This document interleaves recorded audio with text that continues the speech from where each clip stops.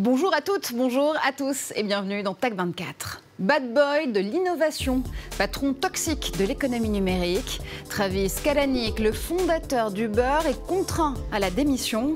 Alors, est-ce le signe du début d'un changement dans la mentalité de la Silicon Valley? Portrait et explication, c'est à suivre. Et justement, face au sexisme du numérique, le code informatique peut-il être un outil d'émancipation pour les filles? On posera la question à notre invitée Aurélie Jean, codeuse et scientifique. Et Guillaume Gralet, lui, ira à la pêche aux bonnes initiatives côté coding. Mais d'abord, son entreprise est devenue synonyme des dérives de l'économie numérique. Travis Kalanick, fondateur d'Uber, incarne à la perfection le côté sombre de la Silicon Valley. Culture d'entreprise sexiste, paupérisation de ses collaborateurs, le bad boy de la tech vient d'être contraint à la démission. L'histoire de l'ubérisateur ubérisé, c'est tout de suite avec Christophe Dansette. C'était il y a 4 mois. Un soir de février. Travis Kalanick rentre chez lui en Uber. Dans la voiture, il est interpellé par le chauffeur. La scène est filmée par une caméra embarquée.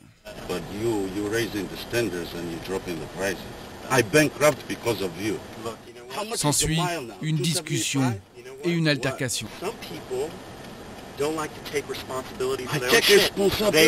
La vidéo diffusée par Bloomberg fait le tour du monde et le patron d'Uber doit rapidement s'excuser.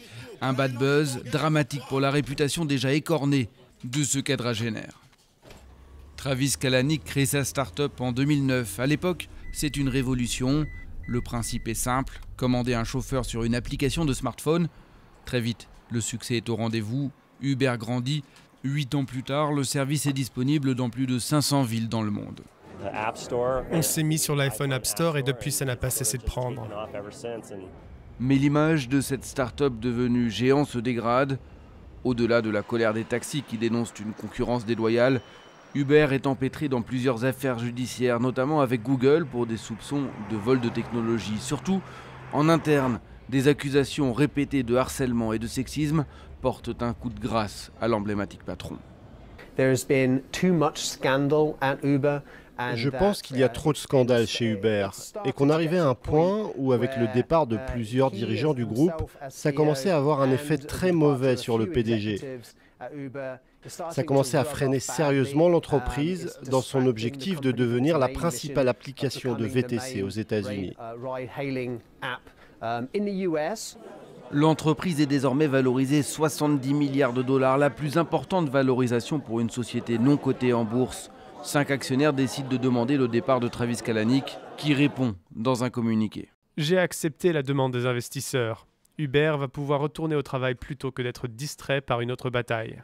Travis Kalanick gardera tout de même encore plus qu'un œil sur Uber. Il reste président du conseil d'administration et surtout principal actionnaire du groupe qu'il a cofondé. Et de cette culture justement d'entreprise instaurée par Kalanick met à nouveau en lumière le sexisme très en vogue dans la vallée. Manque de rôle modèle féminin ou de métiers numériques pour celles qui souhaitent y faire carrière.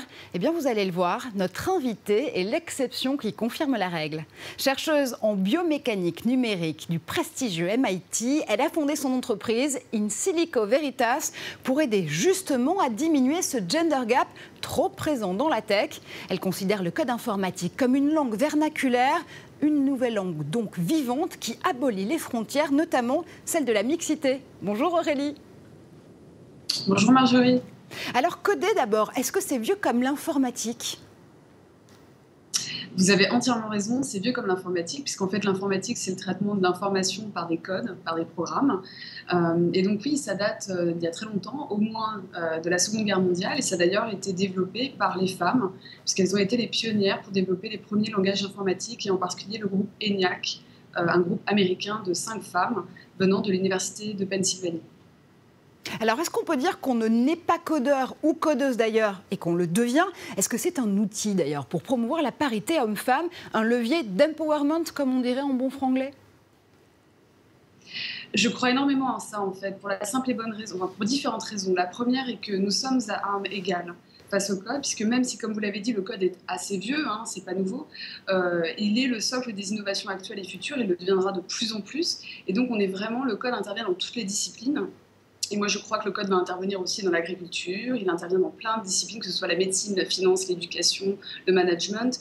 Et donc, les femmes ont des opportunités derrière cet outil pour pouvoir justement s'émanciper dans notre société, devenir ce que j'appelle des power users, des utilisateurs éclairés en fait, des nouvelles technologies, et de pouvoir en fait changer le monde en codant les outils du futur pour tout le monde. Alors, il y a de très nombreuses associations quand même, et d'écoles qui font la promotion du code, comme les PITA, Wi-Fi, Girls in Web, Girls Who Code, pour ne citer qu'elles. Seulement, voilà, il n'y a encore que 6% de développeurs femmes en France. Alors concrètement, comment est-ce qu'on fait pour briser ce qu'on peut appeler un clavier de verre, en référence au plafond de verre? Un clavier de verre, j'aime beaucoup l'image. Oui, comme vous l'avez dit, il y a énormément d'actions à l'heure actuelle, de pas mal d'organisations à travers le monde pour encourager les jeunes femmes, les filles à apprendre à coder, mais ça n'avance pas assez vite. Et moi, je crois énormément à cette idée qu'il faut que les jeunes femmes et les jeunes filles puissent se projeter dans d'autres femmes, rôle modèle. Et je pense que c'est un peu le point un peu noir sur lequel on doit travailler énormément, à savoir que les femmes qui développent, qui sont des codeuses en fait, doivent parler d'elles, doivent se montrer un peu, ou en tout cas doivent, ce que j'appelle, mentorer d'autres jeunes filles pour les inspirer, les encourager à apprendre à coder. Merci infiniment Aurélie, et bien sûr, on reviendra prendre de vos nouvelles à New York très prochainement. Alors Guillaume Gralet du magazine Le Point, qui évidemment nous a rejoint pour aller plus loin sur ce plateau.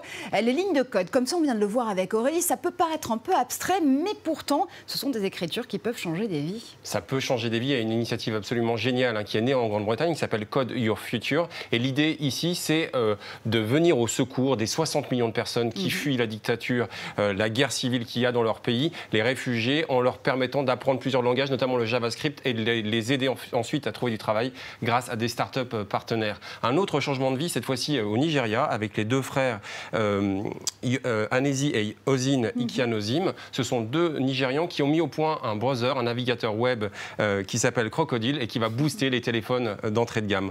En France, Simplon.co, une association très intéressante. Et qu'on connaît bien ici dans Tech 24. Et qu'on aime bien et qu'on soutient, qui voit aussi le code comme un outil de cohésion sociale. C'est le cas à Montreuil, mais aussi dans les quartiers nord de Marseille. Alors, écrire du code, ça peut vous permettre de trouver du travail, mais libérer le code, ça peut aussi changer des vies. Et il y a une start-up qui est née à Bristol, en Grande-Bretagne, qui s'appelle Open Bionics, qui a libéré en fait le code informatique qui permet d'imprimer chez soi des prothèses et qui va permettre à des personnes de se soigner. Ok, mais vu comme ça a l'air quand même réservé à des professionnels ou en tout cas à des développeurs pros. Est-ce que finalement on peut tous devenir codeurs ou programmateurs informatiques? Oui, Aurélie Jean le disait très bien, c'est-à-dire que j'ai envie de dire ça peut s'adresser à tout le monde de 7 à 77 ans et même au-delà. Alors il faut aller cette fois-ci en Australie. On va partir à la rencontre de Yuma Soriento qui a 10 ans aujourd'hui, qui a commencé à coder à 6 ans et il a à son actif plusieurs applications très rigolotes. Il a par exemple Hunger Button, ça va vous aider lorsque vous êtes en groupe pour trouver un restaurant qui va plaire à tout le monde. Il a également Kid Calculator qui rend les mathématiques ludiques et puis les plus âgés également peuvent être intéressés. C'est notamment le cas au Japon d'une octogénaire japonaise, 81 ans quand même, Masako Wakamiya, et qui elle a mis au point, parce qu'elle a commencé à coder lorsqu'elle a pris sa retraite il y a une vingtaine d'années, elle a mis au point un programme qui s'appelle Yonadan, qui rend hommage au festival traditionnel japonais. Alors je pourrais vous faire un tour du monde très rapidement. Je vais revenir sur un seul exemple, un laboratoria qui s'adresse aux amateurs, c'est-à-dire aux femmes à faible revenu au Chili, un peu comme ce que fait Coder Dojo à New York. Allez, très rapidement, on termine avec une polémique qui a émergé justement cette semaine par rapport à l'apprentissage du code. Apprendre, oui, mais pas n'importe quel langage informatique. Oui, c'est surtout qu'il faut donner envie, mais donner quelquefois envie d'aller plus loin. C'est le message de Edith Harrell de Globaloria à New York qui veut que la vraie science informatique, elle garde toutes ses lettres de noblesse. Ce qu'il faut garder, c'est le critical thinking, c'est-à-dire avoir une vraie réflexion et une appropriation de la science informatique pour que ça serve vraiment. Merci infiniment Guillaume. Mais vous allez le voir, coder c'est un jeu d'enfant. On le prouve tout de suite dans Test 24.